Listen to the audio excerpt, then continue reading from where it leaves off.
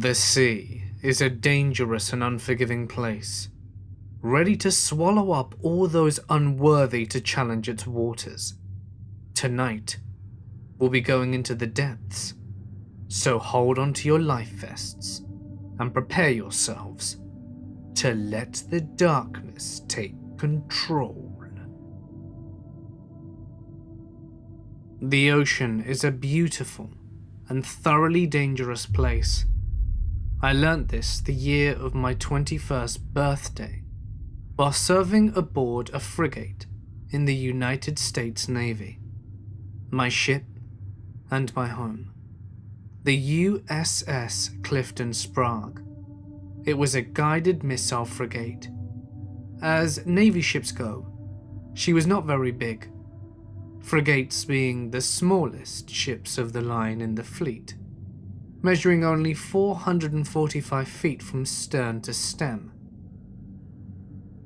She was a good ship though, and we had a commanding officer who fully intended to prove it, due to his determination to show what a fine ship he had. I found the ship and myself steaming full speed into the teeth of a storm, which raged off Newfoundland and Nova Scotia in the North Atlantic in late fall of 1988.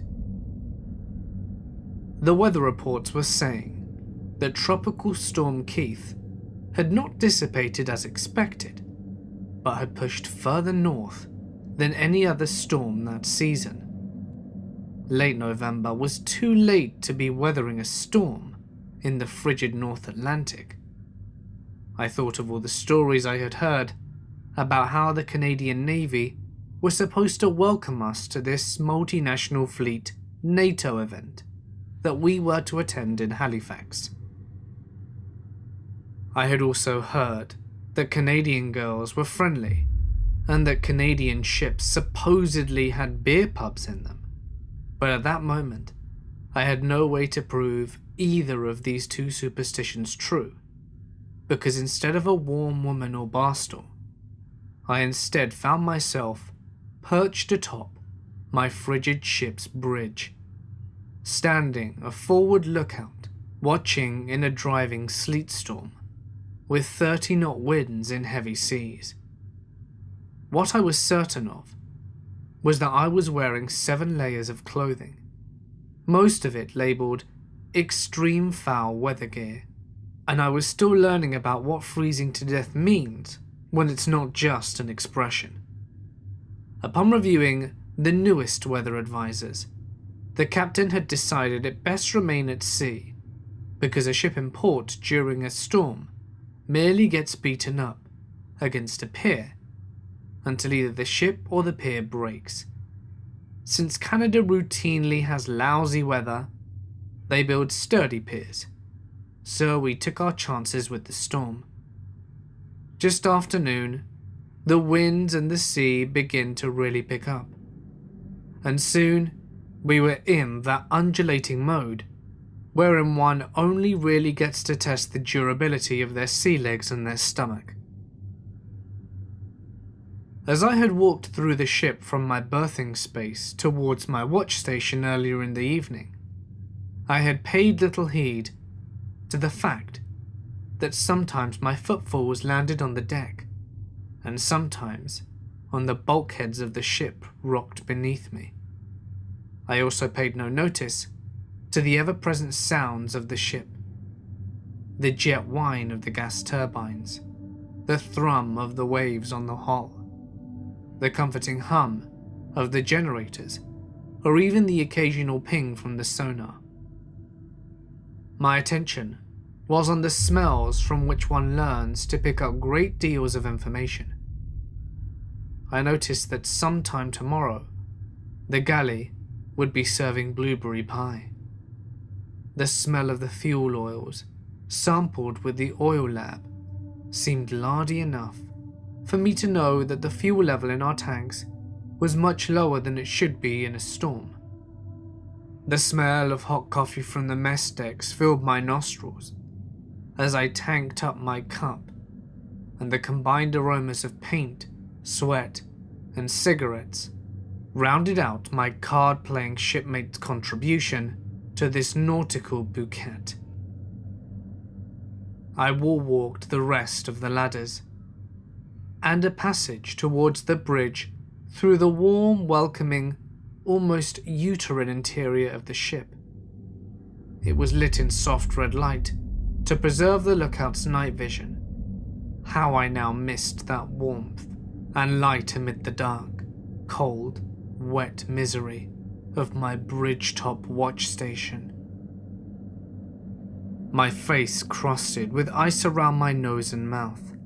I swept my goggles off and spat into them, hearing the small snap as the spittle flash froze to the glass.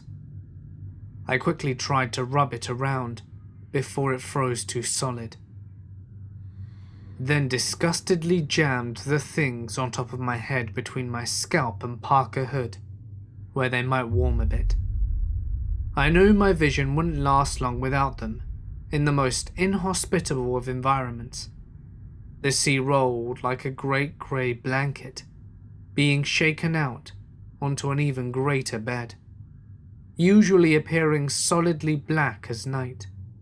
Now every wavy surface seemed to be alive with foamy phosphorescence, so great was the sea state. The distance between the crest of a wave and its adjacent trough was easily 35 to 40 feet. I had never seen 40-foot waves at sea before, and I wished that I had saved that first time for a ship a bit more substantial than the tin can I called home. I had only been going to sea with our Navy for a little over a year at that point, but I was well aware that the floor of the North Atlantic was profusely littered with rotted and rusting monuments to mankind's hubris. As I pondered this, squinting through salt-frozen lashes at the glowing and roaring wave tops, the sea looked and sounded to me like nothing more than a great grinder, ready to pulverize me ship and all. It was at that moment that directly ahead of the ship, a brilliant stroke of lightning struck down into the wave. But this was not just any wave. Mariners called them rogue waves. This wave, larger than any around it, towered 50 feet higher than our main deck. This wave was a killer. Time stood still. Framed in that bolt of lightning, which seemed to claw its way down into the sea, forking and branching and turning that monstrous wave into a giant mountain of emerald and jade with its glowing striations. In an instant, its horrible beauty was gone, forever burned into my memory, but lost into my retinas, and replaced with after-image blindness. I smelled the ozone from the lightning. I screamed, "Rogue wave, death ahead," into my comm, but the bridge crew had seen it as well. Who could miss a giant, glowing, green mountain, which was about to fall on you? I was blinded, but through the soles of my boots, I felt the sensation you get at the beach when an incoming wave pulls the water from under your sandy feet towards the sea. Except this was a lot bigger than a beach wave, and I felt the deck drop out from under my feet as millions of tons of water rushed to feed the behemoth. The ship practically fell into the wave bow on, and as she plowed in, the wave broke over where I stood, 3 stories up from the main deck. If not for my safety strap, I would have been lost, as over 100 feet of bow forwards of the superstructure speared into that wave. And when the green water broke over the windbreak, it was like colliding with a wall. The hull rang from the impact. The ship lost almost all forward momentum, and for a moment, I felt she might be foundering. The bridge crew told me later that the bridge windows were briefly totally submerged, and for that unnerving moment, they had all looked up to see the surface. But then the ship began to groan and shudder along with her whole length as she shouldered upwards, shedding countless tons of water from her decks. Ship and crew had survived. There were other waves that night, but I was positive that I knew which one had left the inch-wide cracks in the superstructure. I came to know that the ocean is very deadly, and its alluring beauty and magnetism are rivaled only by its brutality and mercilessness. Prior to joining the US Navy, my grandfather took me aside and told me several stories of his time spent in the Navy during World War II. This was his way of ensuring I knew exactly what I was getting myself into. My grandfather was a weapons technician too in World War II, aboard the destroyer USS Maury, DD-401, from 1942 to 1945, and manned a 5-inch over .38 caliber cannon. He survived Pearl Harbor, Battle over Tarawa, and Battle of Midway, as well as the invasion of Luzon, to name a few, with only a small shrapnel wound to his leg in all that time. I'd like to share some of the stories that just blew my mind to this day.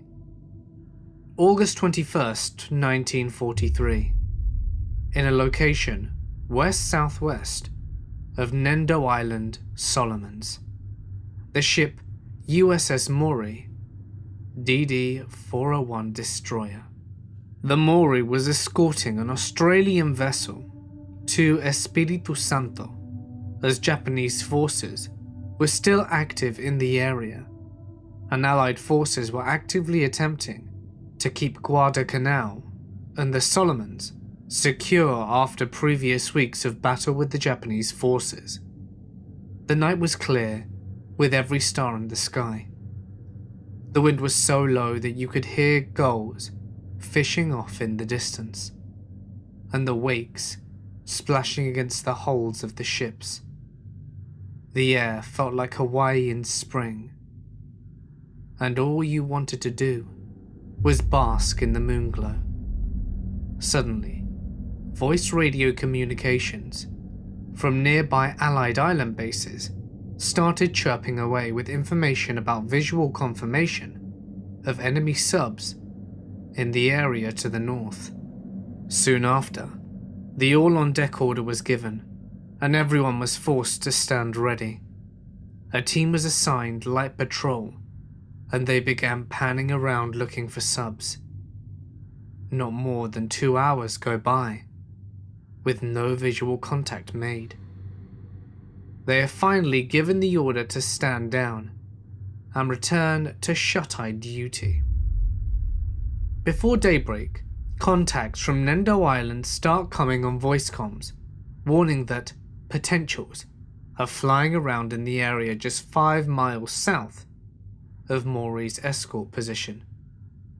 Already worried that they may have been targeted by Japanese subs from their bow, they now have to contend with a potential aerial assault, and everyone is called to stand ready once more.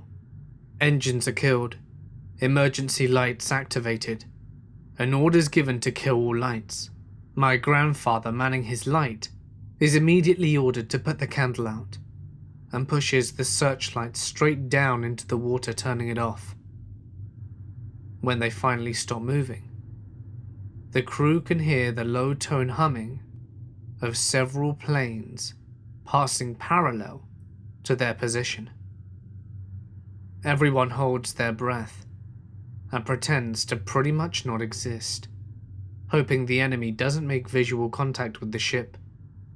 So for a good 45 minutes, everyone just sits there, until they can no longer make audible contact with their enemy forces they hoped would pass. Finally, after almost 2 hours of nothing, they are given the go-ahead and start the engines and return to the passage. My grandfather flicks his cigarette port side and clicks on the searchlight, still pointing into the water. What he says he saw next aged him and 2 others with him a good 10 years. Below, where the searchlight sat, focused in the water, lay an eyeball the size of a basketball, sitting there, staring straight back at him from about 10 feet underwater. The next 3 seconds lasted minutes in his mind, as he watched this silvery disc of an eye look straight through him. Finally, the first of the engines started in what seemed like forever, and the beast that it was broke surface for a brief moment in order to dive deep. Even before people acknowledged giant squids existed, before they were even caught on camera, my grandfather believed because he had seen one within 20 feet of his face. In my 8 years of service, I have heard many stories of such things, and even own a few teeth pulled from the rubber liner of a ship, but never had any such experiences myself.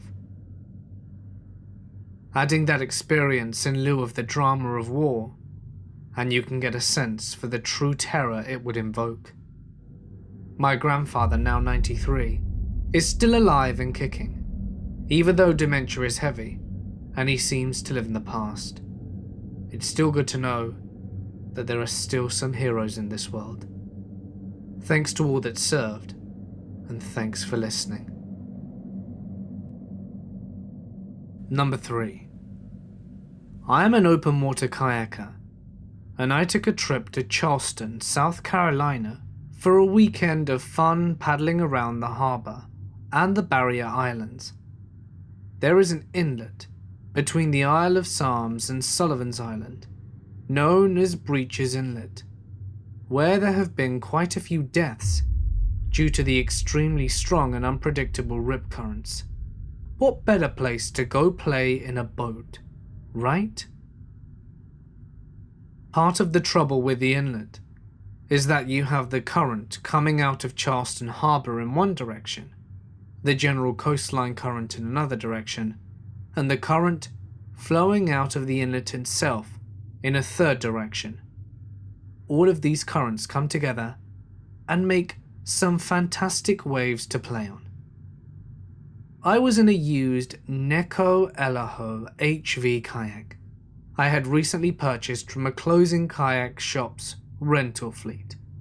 The boat is about 15.7 feet long, but is surprisingly nimble for its size. Definitely a fun but stable surf boat. Before this incident, I had only had the boat on pretty flat water, inland lakes and large rivers with no real rapids, and had experienced no problems with the boat. The difference here is that with all of the different currents, there were large waves breaking over me in multiple directions. On the lakes I was used to paddling, the biggest waves I might encounter was the wake from a passing redneck in a boat. In Breach's Inlet, I was now faced with 6 to 8 foot waves crashing and breaking from multiple directions, sometimes all at once. I've been here before in my other boat with no problem. This is a fun place to paddle, but I did not realize that this boat had a hidden problem. There is a large watertight compartment in both the bow and the stern of the boat, meant for flotation, but commonly used for storage of equipment for excursion paddling. Each compartment has a hatch cover made of neoprene, with a sturdy bead around the edge, like a bicycle tire, to fit snugly around the coaming of the hatch, and then loosely covered with a hard plastic hatch cover to protect the neoprene. What I didn't realize was that the bead on the rear hatch's neoprene cover had broken, and although it appeared to be holding normally, from a quick visual inspection, it was, in reality, barely able to hold itself in place. In flat water, this wasn't a problem, since waves were not breaking over the top of the boat. There was never any additional pressures on the hatch cover to make the problem apparent. Unfortunately, I am now 3/4 of a mile out into the ocean in the middle of one of the most dangerous currents on the eastern coast, with waves crashing against me regularly. The hatch cover did not hold. There was a noise. There wasn't a shudder, there wasn't a crack. There wasn't an indication that there was any kind of problem. I noticed that it became a little more sluggish to steer, but I initially attributed that to tiring from a long day of paddling. Then I noticed that the waves were crashing over me more and more. At first I thought this was due to the changing tides increasing the wave action, but I slowly began to notice that I was riding lower and lower in the water. I still wasn't too concerned, but I was starting to pay more attention. What finally made me realize I was in trouble was when each passing wave would actually turn me into it as I passed. I was having little luck steering the boat at all. This is when I noticed that the rear deck was almost totally awash. So much of the boat was now underwater that instead of floating above the waves, I was now in them, and they were pushing the boat.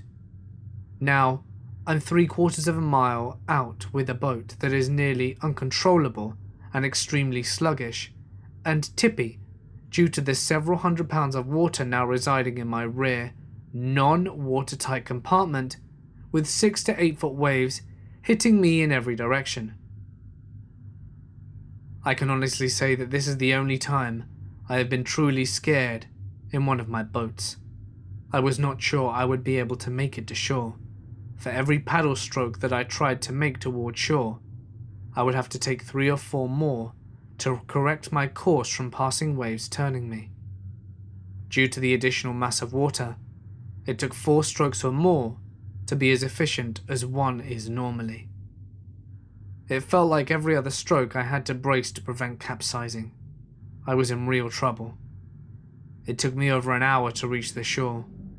That distance in those waters should have only taken about 5 minutes, and I was finally helped the last 50 meters by a passing boat.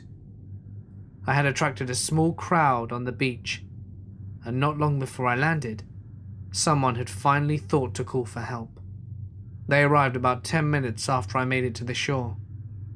I carry a VFH radio with me, but by the time I realized I was in trouble, I couldn't take my hands off the paddle long enough to use it. When I landed, the boat was at a 30-degree angle, since the only flotation I had remaining was the front compartment. The rear compartment was completely filled with water, and I did not paddle this boat again until that rear hatch cover was replaced. Number 4. For a couple of months last year, I lived in South Africa and did marine research with some of the people who make Shark Week. The work involved sailing out each morning, attracting sharks to the research vessel, which is around 21 feet with 2 engines, and then collecting data about them by various means. Going into this project, I had very little knowledge of marine biology, and as a result, I was usually relegated the role of chummer. This lucky individual has the role of grinding up large quantities of rotting sardine heads and continuously pouring them off the side of the boat to attract white sharks. My experience took place on the first time I went chumming. It was a beautiful summer morning, and we had just set out in one of the primary research locations, a reef colloquially referred to as Shark City by the locals.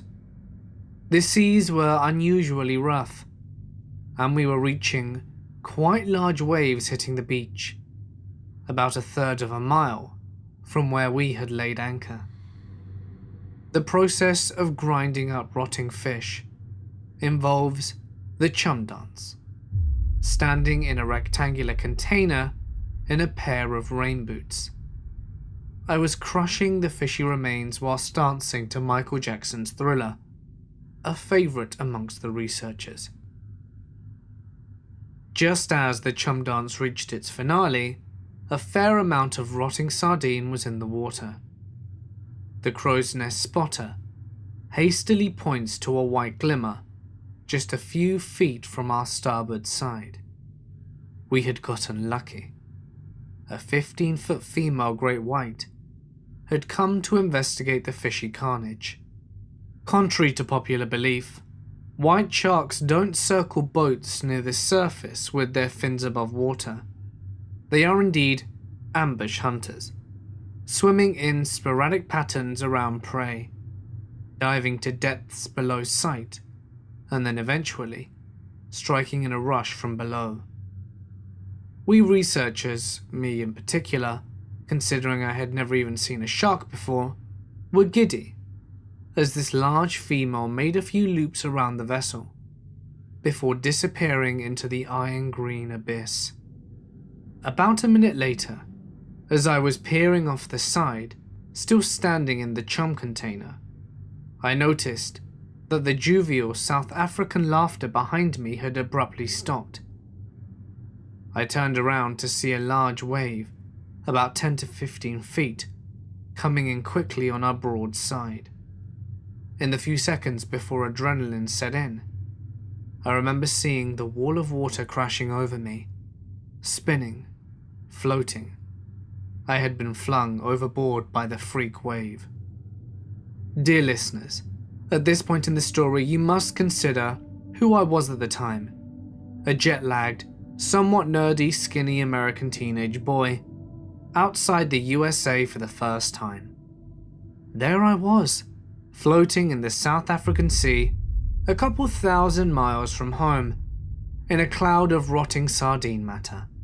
Ah yes, the chum container had been flung off the boat with me, with a 15-foot great white shark swimming probably a few yards below. I have very little memory of the next few seconds, a mind clouded by adrenaline. My salvation came in the form of a large arm that pulled me back aboard the boat, which had luckily not capsized. Oh, what a joyous breath of salty ocean air I breathed then. I can think of a few good things that came out of that sharky episode. For one, it accelerated my getting to know the researchers who, presumably, as a result of our mutual peril, welcomed me with open arms for the rest of my time in Africa. The large shark, which has been seen regularly to this day in Shark City, was named after me. Finally, this experience gave me the opportunity to share this notice with you all. Sharks are incredible creatures. They should be respected, admired, and protected. I'm not going to tell you that they should be feared. They definitely should be, to a healthy extent. However, when you consider how many people are killed each year in shark attacks, versus how many sharks are slaughtered for sport, trophies, or fins, you realize that we are indeed the greater threat to them than they are to us. You've probably heard all of this before, but I think it's still worth it to say. Number 5.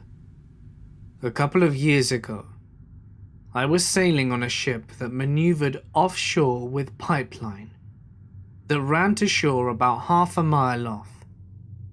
As the ship was unhooking from the pipe, the line that was used to haul the pipe to the ship connection got wrapped around a person's leg and sucked him through the rails. He fell about 30 feet into freezing water, and the general alarm sounded for a man overboard, which woke me up at around 5. I woke up all confused to find everyone frantically running around on deck. Once I realized it was no drill, I ran to the starboard side, and there were around 3 life rings in the water, and one was around 3 feet from the guy, but he couldn't reach it. He had a work vest on that was keeping him afloat. Hypothermia had set in, and he was moving slow and was yelling for help. At this point it was clear he wasn't grabbing the life rings, so half the crew and I ran over to the rescue boat to unhook it, while the other half tried getting him on the ship. It seemed like it took forever to get the rescue boat down. The hold-down straps were rusted and took a bit to get off. The cover was still on the boat, and it was a bitch to get off, and the hoist is the slowest hoist, which seemed to take 10 minutes to finally get into the water. Finally, we get 2 guys in the rescue boat, in the water, and let the bow line off, and then the rescue boat engine cuts out. Luckily, it started right up again. At that point, I ran back to the starboard side, and everyone was yelling, "Where is he?" One of the mates said, "We had him on the ladder, but his leg is still caught in that line. We couldn't get it free, and he got sucked under the ship." At this point, everyone seemed to go silent. I looked down and saw the guy's boot float by. The next guy came to me and said, "He's gone." After a few nerve-wracking seconds, the crew in the rescue boat radioed that they found the guy bobbing in the water face down and still attached to the hoist line. He was unconscious and not breathing.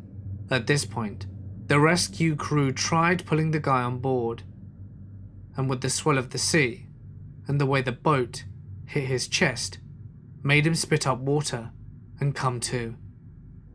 The radio crew radioed back that he was conscious. The line was removed from his leg, and he was pulled fully onto the boat. The boat headed straight to shore where the beach crew and an ambulance were waiting. They were able to get the guy some coats and put them on him, and he was conscious enough to understand what was going on but not to speak. The ambulance took him, where he was sent to the ER for hypothermia and drowning. The guy's life vest saved his life in more ways than one. It kept him afloat and kept him visible. I say it kept him visible because if you blinked and he didn't have a life vest on, you would have never seen him again. Things luckily didn't result in a death, but easily could have, due to the temperature of water, visibility, equipment failure, and reaction time. This is the scariest thing that has ever happened to me while sailing, and the look of terror on the guy's face is still with me, and the feeling of utter hopelessness to help, even though he was a mere few feet from the ship. He spent a few days in the hospital, and miraculously suffered no serious injuries, except near death. Number 6. I was in the US Navy for 6 years, stationed on an aircraft carrier for 4 of those. This is the scariest thing that happened to me. Our ship caught fire off the coast of Chile, after a port call there. We were offloading fuel to another ship, and they called over to tell us that we had smoke coming out of the hull, so they were breaking away until we figured it out. A fire is not the sort of thing you want going on during a jet fuel transfer. A few fires started getting called away, so the captain announced that we were going to general quarters. I thought it wasn't serious for a while. Over the past few weeks, people had been calling away the fire team for little trash can fires, so I figured this was just a few of those, coincidentally happening at the same time.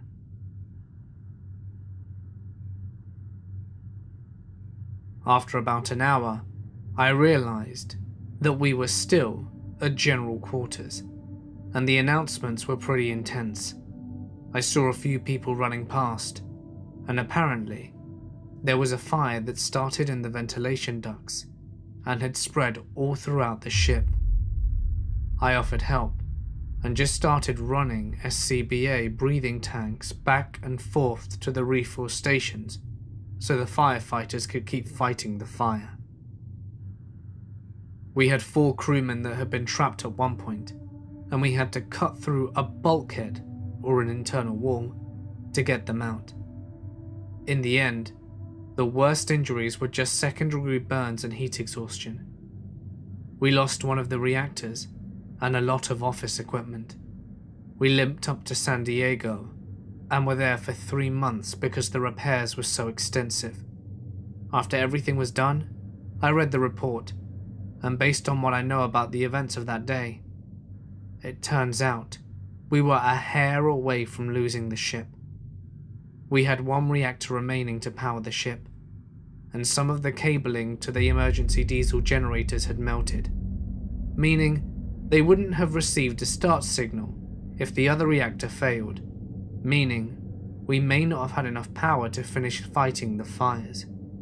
It was a really close call, because we almost lost the reactor a few times. It was down to 2 coolant loops, which is not a very good place for those reactors to be. The fire started because some people were keeping oily rags in a ventilation room and used that room as a smoke pit. Idiots. Number 7. In 2008, my wife and I left California on a 40-foot sailboat, intending to sail as far west as we could. We spent weeks at a time, without contact from another human being. Shortwave radio was often our only link to civilization, and eventually, we were too south for even that. We passed New Caledonia, and we didn't know what to expect as we approached Australia in the 3rd year of our tour. Of course, the Great Barrier Reef was on our charts, but we were sticking to shipping lanes to avoid grounding. So I was stunned when I took watch one calm morning and noticed a dark brown shape below the horizon. To the west and south seemed to be a massive sandbar or island that had risen out of nowhere. The sea was calm and the winds so light we cranked the engine and motored the last mile to this uncharted barrier. As we got closer, it became clear that it fortunately wasn't above the surface, but it looked like a brown reef, or mass of log that was only a few inches below the surface. But how could a reef so massive not exist on any chart? We swerved right, and looking for channels or breaks in the bar, but our depth sounder stayed pegged, so we had nothing to guide us through. We had no way of asking anyone whether it was safe to proceed, so when the reef no longer had any gaps to aim for, we tentatively poked the bow into it, with the engine in neutral. No grinding, no shudder, just silence as the reef enveloped us, and our finicky depth sounder still stared back at us blankly. So I ran to the transom, intending to pull on a mask and look below, but then I saw it was just a brownish tint in the water, some chemical or brown oil. Wary that it was a dangerous chemical spill or weapons testing gone wrong, I dipped a bottle into it and tried to sample it without getting any on my hands. We continued puttering through this ocean of brown for miles and miles, before it eventually dropped away behind us as abruptly as it had appeared. I went ashore with my sample, and intended to ask a customs agent about it. The other sailors at the dock were oblivious. They didn't see anything like it on their passage, never in their years of sailing these waters. But luckily, a wizened old man at the docks set me straight before I went insane with conspiracy theories. Turns out, we'd just caught the Great Barrier Reef in its annual orgy. The brown colour in the water was the spore of the reef that it releases all at once across the entire continental shelf of Australia. And this year, in Queensland, we had calm weather with little churning to dissipate the massive cloud of life. Number 8. I circumnavigated the globe from the ages of 23 to 25 on a 43-foot sailboat. One of the freakiest incidences we had on board was when we were leaving Singapore in the middle of the night. Aside from the constant game of Frogger-dodging freights on our path, it was fairly straightforward. At around 3 a.m, I was alone at the helm, with everybody else asleep down below. Suddenly, I hear a beep from the radar, which had been set to warn about anything within a quarter of a mile from our vessel. Looking around, I couldn't find anything obvious within that range, so I put the boat on autopilot and went down below to investigate. Typically, other ships show up as little blobs, but for some reason, the radar was registering a long solid line the length of the screen directly in front of us, and it was getting closer fast. Heart racing, I went back on deck to see what could possibly be registering as such a bizarre signature. Eyes slowly adjusting, I looked into the dark, peering as hard as I could to make out something, anything, and then I saw it. Not more than 100 yards ahead was a 20-foot high, unlit, rock-solid wall, right there in the middle of the ocean, looming, and by this point, making its presence known by the sound of waves lapping against it. I was absolutely petrified. Mind you, this was before chart plotters were widely used, and we were navigating with paper charts. I was utterly confused and supremely terrified. I called all hands on deck, and we stopped the boat dead, pulled down the sails and started the engine. Slowly, painstakingly, we picked our way through what was by that time increasingly apparent, a full-on construction zone. Our charts were only 2 years old, but apparently Singapore had undergone a monumental land reclamation, or perhaps nuclamation, since it had never been there to begin with. Even once we found our way out, nobody slept for the rest of the night. To this day, the image of magically appearing dark walls in the middle of the ocean still haunts my dreams. Number 9. I have spent a lot of time at sea, fishing, usually only for a 5 to 8 hour journey, within 25 kilometers of shore.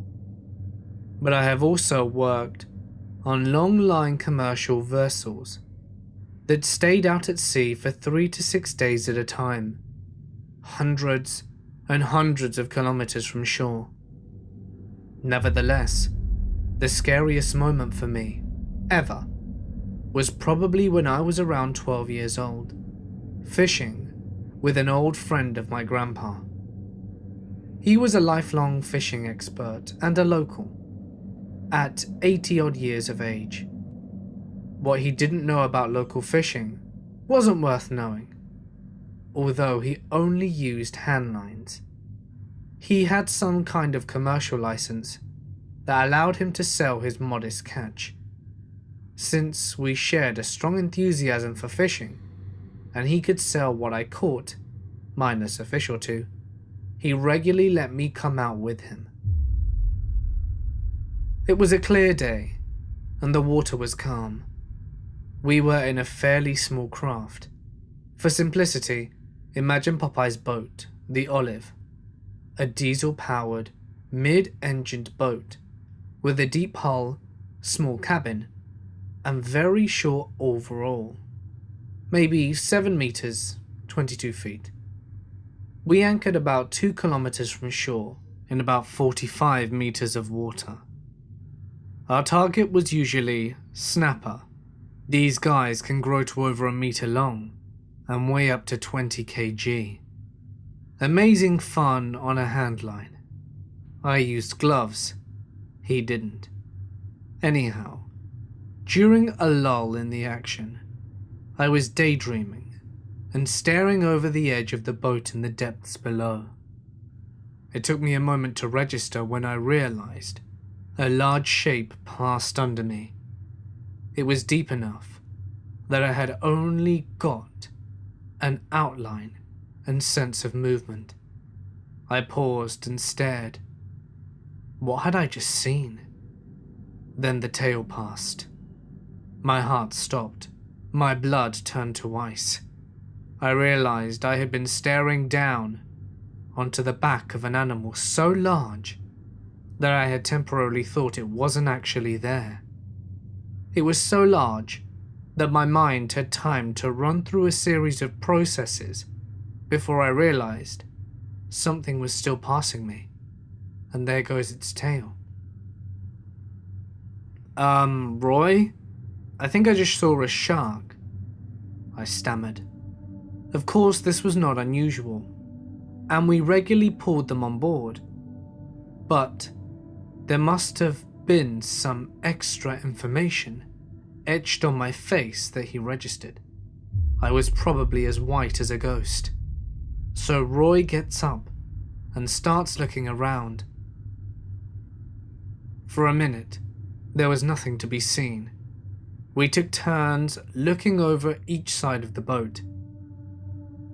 And there it was, a real-life monster. An enormous 7-meter great white shark. I can still recall the feeling of 12-year-old horror. It looked up at me. It saw me. Its face and head were covered in scars, and there were many old injuries all over the entirety of its body. For me, nothing I have experienced since can compare to the eye-to-eye encounter for sheer terror. It passed under the boat again. My panic was escalating. In what seemed like an instant, the old man Roy was raising the anchor. It was then I realized he was almost as scared as I was. My bladder almost let go. How could he be scared? "We are safe, aren't we, Roy? It can't get us up here, right?" "That is the one that rams boats, boy, and I can't swim." Now, as an adult, I understand that a shark would have a hard time capsizing such a vessel, but that did not change the fact that I was 12 years old, and I had just a face-to-face encounter with Satan, who was currently under the boat. And that was that. In moments, we were puttering back towards port, far too slowly. I think I still have PTSD almost 3 decades later, and I still search the water for the shark, even today. Number 10. This story is my grandfather's, who was a chief engineer on a trawler ship operating out of Hull. He was fishing at night off the coast of Norway in the 70s when a call came on radio. Worth noting, it was an open secret that all the radio operators on the trawlers worked for the government and also had sonar equipment to listen for USSR subs, to evacuate an 100-mile area, and if the trawlers could not get their nets up in time, to get the hell out of there, or they should just cut them free, which was very expensive to do when you have dozens of miles of nets out in the water. On the way out, my grandfather's trawler and other trawlers in the area saw a massive white flash on the horizon.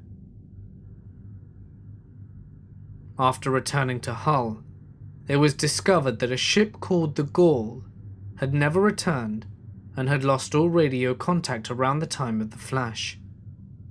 Fast forward 20 or so years later, and the wreckage of the Gaul was discovered and officially sank because of a waste flow pipe being overwhelmed with a massive wave that flooded the lower compartment of the ship and sent her to the bottom.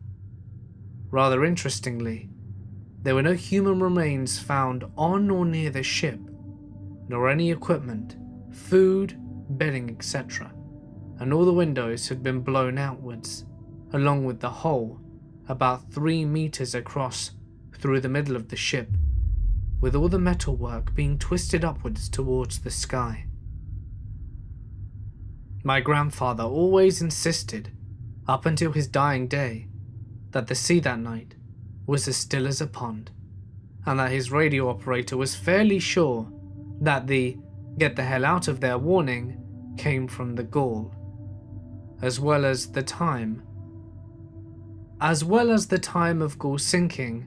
16 unknown graves were created and filled in Murmansk, Russia.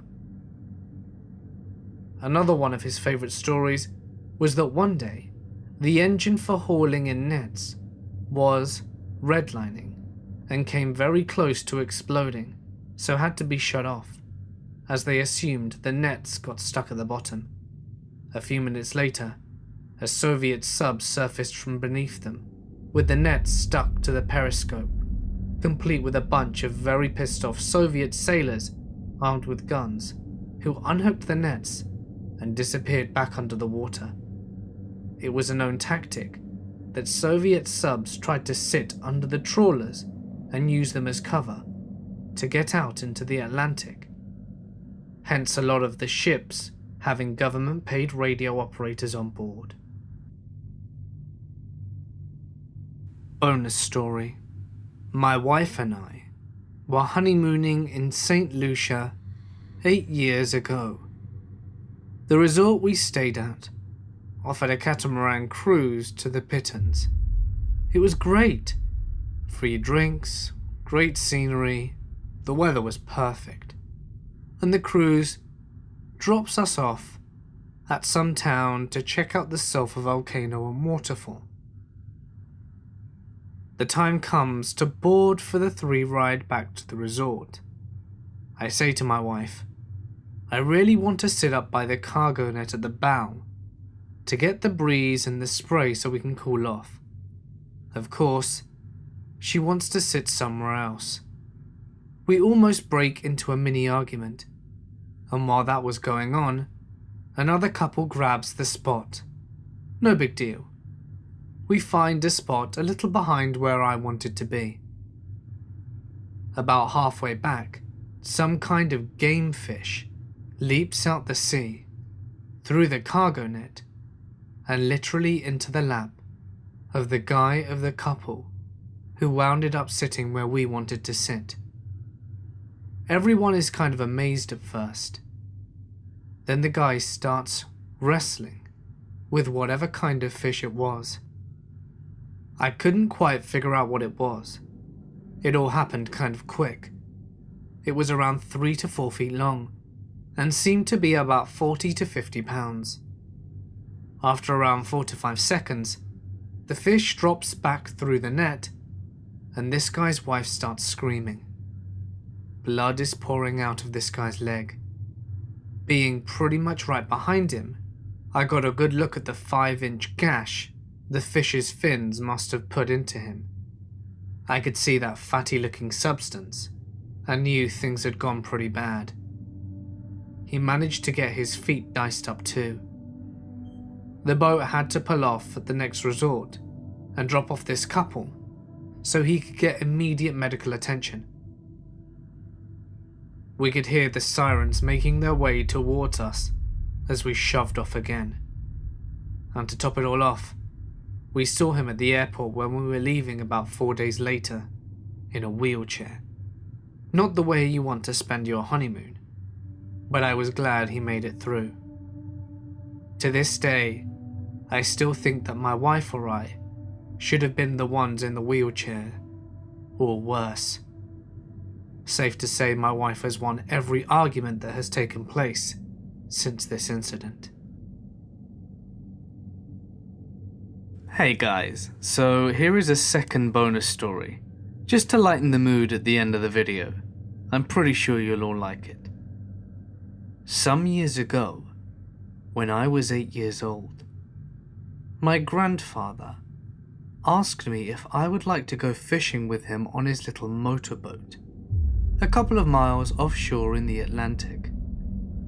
It was a beautiful clear day, and after getting the green light from my parents, I was buzzing to go. The allure of spending some quality time with my grandfather on crystal clear waters was too good to resist. 8-year-old me was also thrilled with the prospect of catching a fish. I remember brimming with excitement.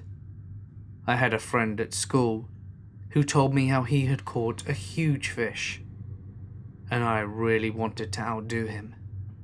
I truly expected to have incredible luck and catch a whopper to not only impress my grandfather, my friends, but my whole family.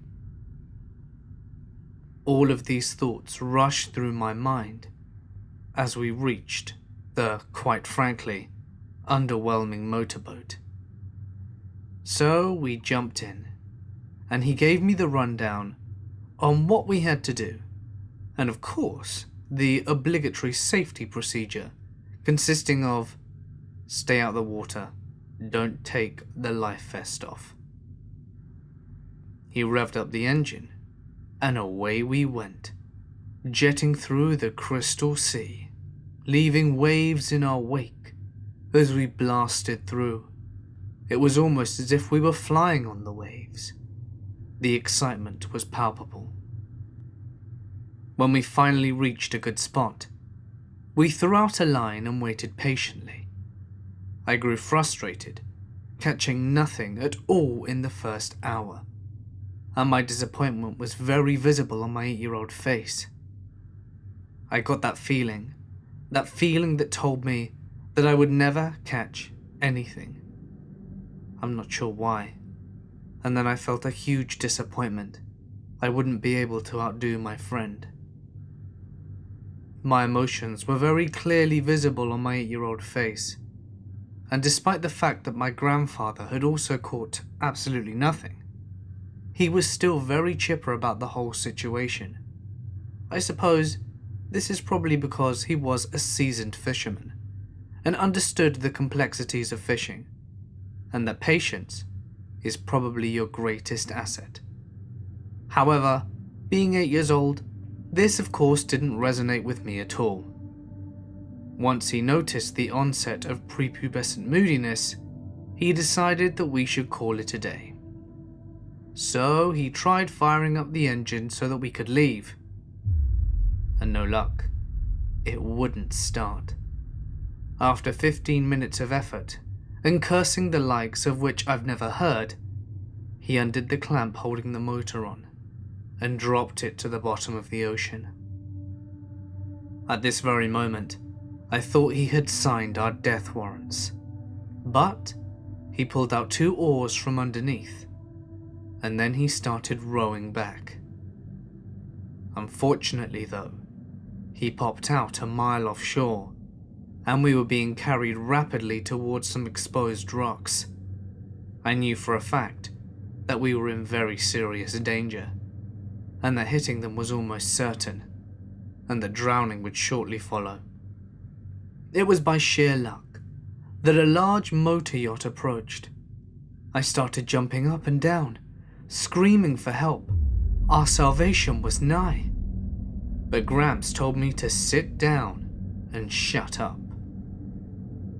Because apparently, it's the law of the sea that if you ask for help, the person giving you aid claimed your boat. So we waited until they offered help and got towed in. If they'd have waited any longer, I'm sure that boat wouldn't have made it back to shore.